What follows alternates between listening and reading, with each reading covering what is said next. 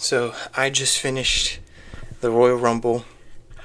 A lot of emotion in this show went around. A lot of emotion went around in this show. So today is the review video. Of course, just finished Royal Rumble not that too long ago. Making this video now and giving you guys my thoughts on everything that went down, going through each match and everything else that happened. So, of course, we'll be talking about in this video as usual for my review. Kind of still out of breath because I've just been jumping around cheering and all that. So let's just go ahead and get right into it. Before we get into it, of course, if you guys are new to the BrewCrew channel, haven't yet here on the channel, hit that subscribe button, hit the notification bell for future upcoming videos here on the BrewCrew channel. I do, of course, wrestling content like this on the channel. I do football content as well. And yeah, I don't know why I blanked out there for a second, but let's go ahead and get right into it. And let's start off with the Women's Royal Rumble match. The Women's Royal Rumble, of course, was definitely interesting. I mean, it didn't really have much surprises that I was expecting, but there, of course, was the surprise of Brie Bella returning. Charlotte Flair lasted almost close to an hour. Lash Legend was really great in this Rumble. She broke out a lot in this Rumble, but of course, the one thing is there was no AJ Lee, there was no Bianca Belair return, sadly, so no. But even though, yes, with, of course, fans probably not being happy with another year with AJ Lee not being in the Rumble, and Bianca Belair still no status on her, or no return, potentially, for her, from her, we now, of course, but anyway, the right winner, in my opinion, won, and that, of course, was Liv Morgan. After multiple years of being in the final three, the runner-up and all that, she finally gets her chance and wins the Royal Rumble. She had, of course, the moment with eliminated Raquel, her, of course, friend and partner of the Judgment Day, which is definitely going to be interesting because, of course, Raquel actually has the Women's Championship match against Stephanie McCura on Raw this upcoming Monday night, so that's going to be pretty interesting. That's going to be pretty interesting to see, and especially on the road to WrestleMania, because a lot of fans predict one of the matches we could see at WrestleMania is Liv versus Raquel. But I'm all in all happy about this match. The ending was great, and I think it was the right person. The right person won this Rumble, and that, of course, was Liv Morgan. So I was definitely happy with this match. But then, of course, as I say, I was happy about this match. Like I said at the beginning, there was a lot of emotion that went on in this show. Because, of course, the next match happened of AJ Styles versus Gunther, with AJ Styles' career on the line. And a little bit of me, I did say it in my prediction video, I was going to be one of those fans that said I was going to have AJ Styles win, and he was going to continue this potential final year for him, and that didn't happen. It was a great match. I mean, I think the match itself is probably just going to be overshadowed by this being AJ Styles' last match. I think it was a really good match, and like thinking about it more, it's definitely sort of like the perfect storybook ending. And I know a lot of fans are not going to like that, but if you kind of think to yourself, he said this was going to be his final year, and he didn't really say that he was going to do a tour of some sort, or if he was going to have multiple events, or he didn't even say when. He just said 2026 was going to be his last year, and whether it was just 1 month in, that was going to be it for him. 2026 was his last year, and it ended at the Royal Rumble, just like it began. It began at the Royal Rumble 10 years ago. He made his debut at the Royal Rumble in San Antonio in 2016, and the amount of accolades he had, and it's unbelievable to think that he only wrestled 10 years in WWE. He's been wrestling longer than that. It's just WWE alone. It's shocking that he only was in WWE for 10 years, and the amount of accolades that he had, the amount of championships that he won, especially those like first half, of his career. And yes, he still went on to have like amazing matches and other stuff as well, and championship wins as well. It's still, yeah, it was definitely pretty cool. And of course, for me, again, I've kind of said it before a couple times. I started watching wrestling in 2017, which was his second year in WWE, and that was when he won his first U.S. title. He had that rivalry with Kevin Owens, and then after that rivalry with Owens, a little bit after his like final run as U.S. champion, he goes on to win his second WWE title, and he goes on to hold on to the title for over 300 days. I went to WrestleMania 34 when him and Nakamura faced against each other. At the point, it was a great moment. Of course, looking back at the match, not really one of the best matches for WrestleMania, you know. I've heard mixed reactions about that match particularly, but it was definitely underwhelming either way. So, but all in all, to not make too much longer on this sort of section, of course, Gunther came out with the win.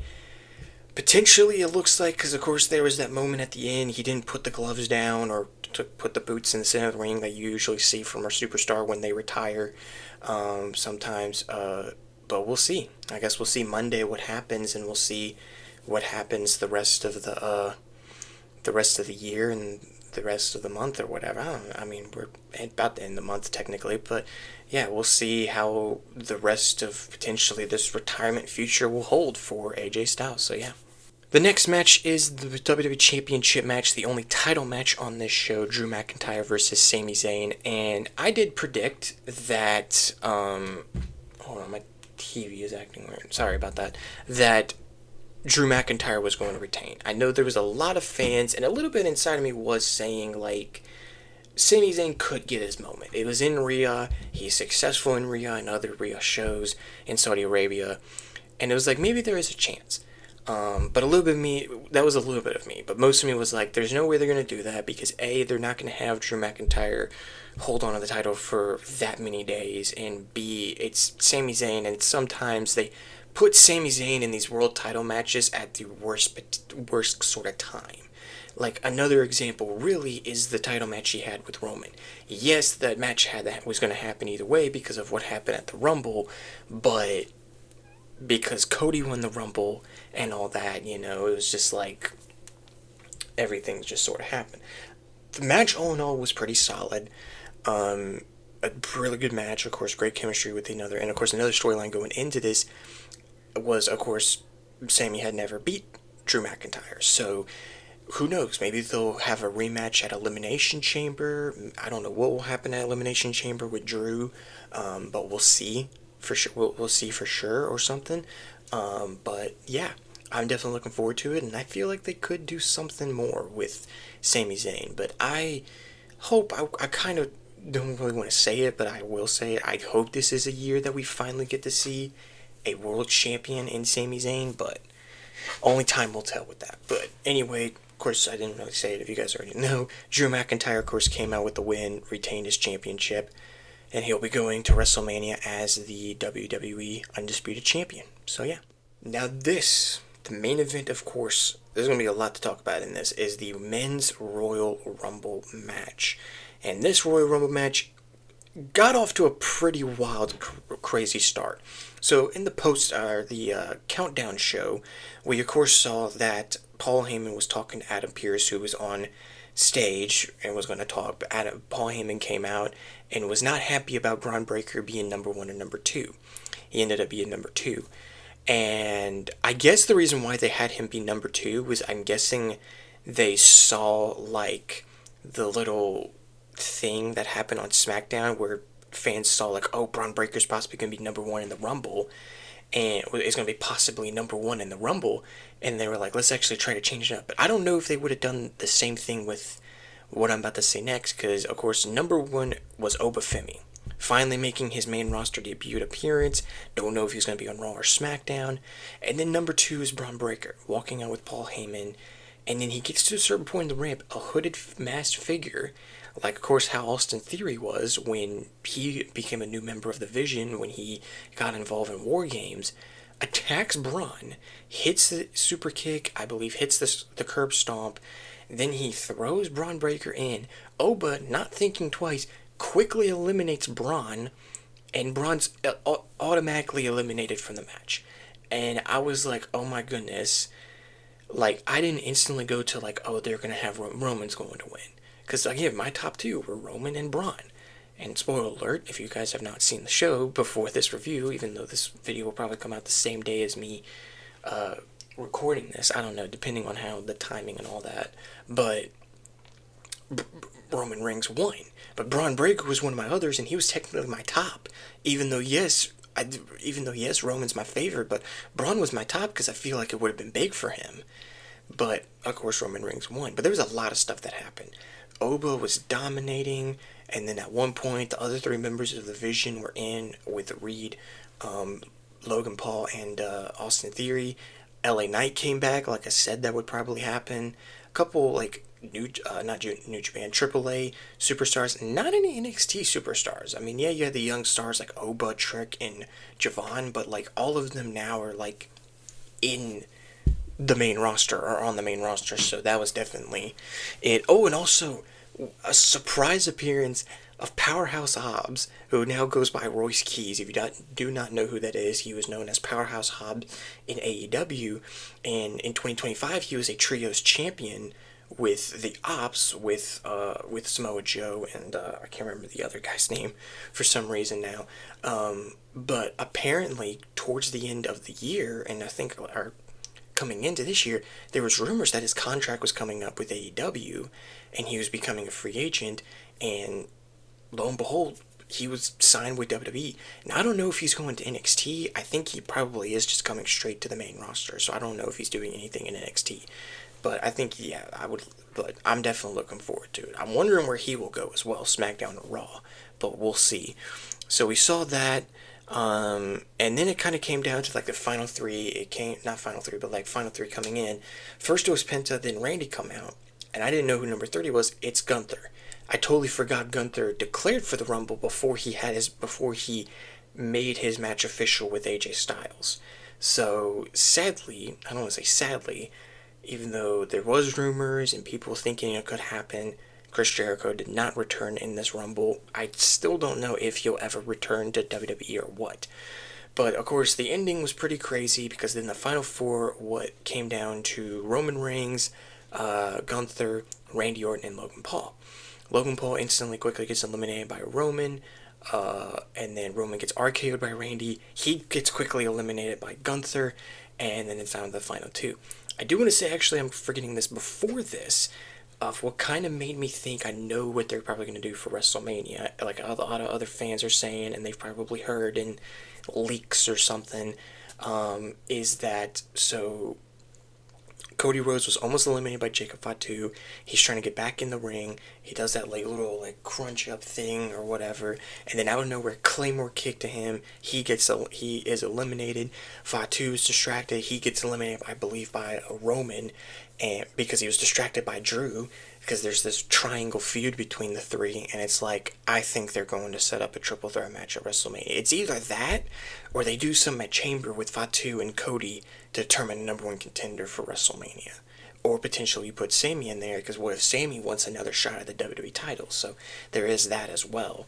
But, but there's that as well. But back to the final two, I kind of got weird there, but to the final two, it's Gunther and Roman.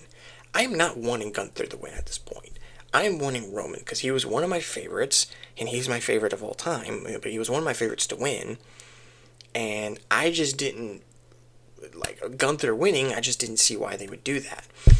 There were so many points where I honestly thought, and I was just like, please do not eliminate Roman, and then finally, Roman hits the spear, picks up Gunther, throws him out, and he finally wins his second Royal Rumble. Finally, this one not tarnished by boos by the crowd.